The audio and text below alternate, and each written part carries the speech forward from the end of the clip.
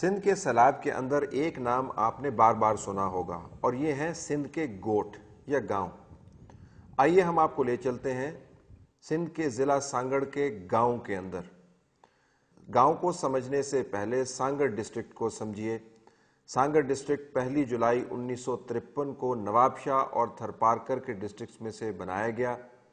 اس کے ایک طرف خیرپور کا ضلع ہے اور دوسری طرف نواب شاہ کا، ایک طرف سے میر پور خاص اور ایک اور طرف سے عمر کوٹ کے اضلاع اس کو لگتے ہیں۔ ایک طرف سے حیدرآباد کا ضلع بھی اس کو جوڑتا ہے۔ اس کا کل رقبہ 10,728 اسکوائر کلومیٹر ہے۔ سانگڑ کے علاقے کی ایک اور خصوصیت یہ ہے کہ یہ بالکل سادہ اور پلین علاقہ ہے۔ یہاں پر آپ کو کہیں پر کوئی پہاڑی یا ٹیلا نظر نہیں آئے گا۔ ہاں، ریت کے ٹیلے یقیناً نظر آئیں گے کیونکہ سانگڑ کا ایریا 2 حصوں میں بٹا ہوا ہے۔ مشرق کی طرف صحرا کا حصہ ہے اور مغرب کی طرف وہ حصہ ہے جہاں پر زراعت ہوتی ہے۔ سانگڑ میں زیادہ تر لوگ زراعت کے شعبے سے وابستہ ہیں، لہٰذا گوٹھوں کو یا گاؤں کو سمجھنا ہے تو سانگڑ کی معیشت کو سمجھنا ہے اور یہاں کے لوگوں کے رہن سہن کو سمجھنا ہے۔ حالیہ اعداد و شمار کے مطابق سانگڑ کا ضلع تقریباً تمام کا تمام سیلاب سے متاثر ہوا ہے۔ کچھ حصہ بچا ہے اور یہ وہ حصہ ہے جہاں پر ریت کے ٹیلے ہیں، باقی تمام کی تمام زراعت تباہ ہو گئی ہے۔ آپ ان فصلوں کی تباہی سے اندازہ لگا سکتے ہیں کہ کیسے کھڑی فصلیں جو لاکھوں کی بنتی اور کروڑوں کی بعض اوقات بکتی ہیں اس وقت پانی کے نیچے ہیں۔ یہ آپ کپاس کے ڈنڈے دیکھ رہے ہیں جو عام طور پر وائٹ گولڈ متصور ہوتے ہیں، یعنی سفید سونا۔ جب یہ زمین سے پھوٹتے ہیں تو ان کی مانگ بہت ہوتی ہے۔ سانگڑ کا ضلع کپاس کو اگانے میں پیش ہے۔ اس کے علاوہ یہاں پر گنا، سبزیاں، دالیں، چاول اور گندم بھی اگائی جاتی ہے۔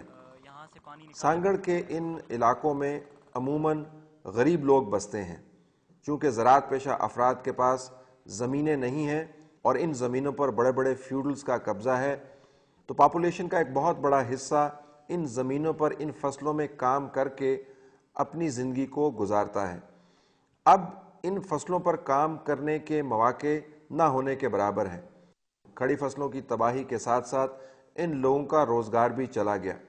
اگر آنے والے دنوں میں ان گوٹھوں میں سے پانی نہ نکلا تو اگلے مہینوں کے اندر بھی ان کے پاس کوئی روزگار نہیں ہوگا۔ اس وقت جو گھر آپ دیکھ رہے ہیں یہ سانگڑ کے علاقے کا ایک خاص گھر ہے۔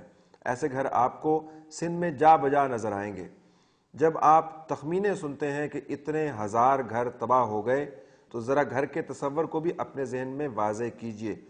یہ گھر تباہ ہوئے ہیں اس وجہ سے بھی کہ یہ کچی مٹی کے بنے ہوئے ہیں اور یہاں پر عموماً پانی کی وہ تباہی جو سیلاب نے اس مرتبہ مچائی ہے کسی کے وہم و گمان میں بھی نہیں ہوتی۔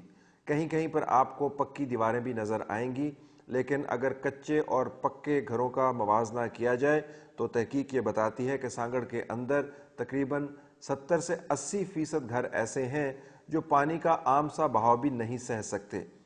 ویسے بھی سانگڑ کے اندر جو اوسط بارش ہے وہ 12 ملی میٹر سے زیادہ نہیں ہے اور اس سال تو بارش تقریباً 1000 ملی میٹر کے قریب سانگڑ میں ہوئی ہے۔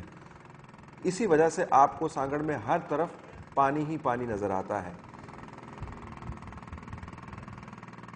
ایک اور قسم کے گھر جو آپ کو سندھ میں ہر جگہ نظر آئیں گے وہ تھیچڈ ہاؤسز ہیں۔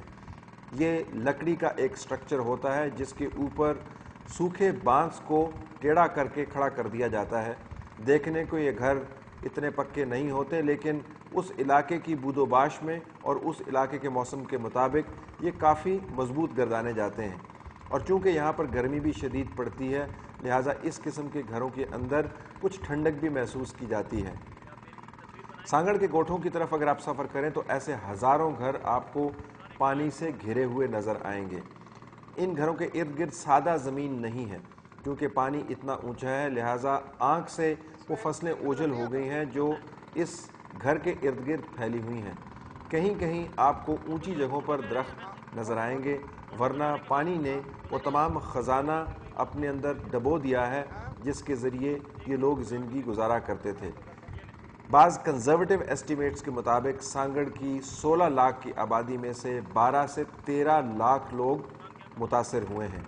میں ان اعداد و شمار کے بارے میں کچھ زیادہ پر یقین نہیں ہوں، کیونکہ 1998 کے سنسس کے مطابق سانگڑ کی آبادی 14 لاکھ کے لگ بھگ تھی۔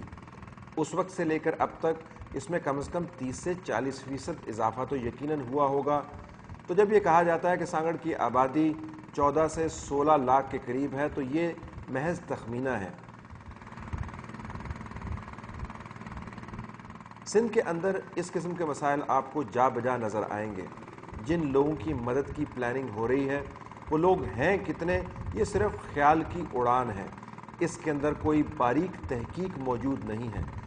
اب یہ لوگ اپنے آپ کو رجسٹر بھی نہیں کروا سکتے، کیونکہ ان زمینوں میں سے نکل جانے کے بعد یہ در بدر کی ٹھوکریں کھا رہے ہیں۔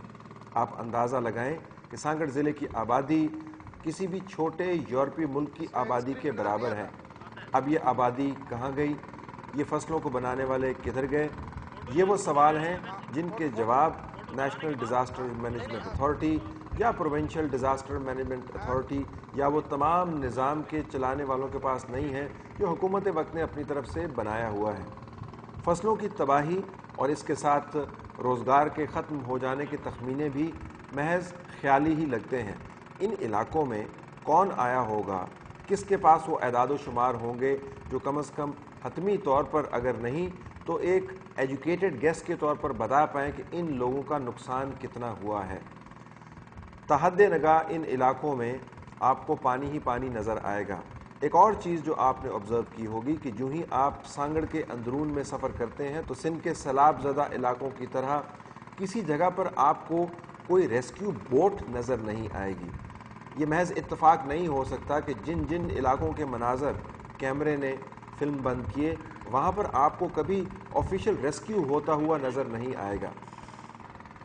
ان تخمینوں کے بارے میں یہ اسسمنٹ ہماری ہی نہیں ہے، مقامی لوگ بھی اس سے مکمل طور پر اتفاق کرتے ہیں۔ ذرا غور سے سنیے یہ صاحب جن کا تعلق ان گوٹھوں سے ہے ہمیں کیا بتا رہے ہیں۔ یہ آبادیاں، لوگ، یہ سارے ان کی جھوپڑیاں ووپڑیاں تباہ ہو گئی ہیں، لوگ نکل کے اپنے سر بچا کے لے گئے ہیں۔ آپ خود دیکھ رہے ہیں، آپ نے اپنی کیمرہ سے یہ منظر محفوظ کیے ہیں۔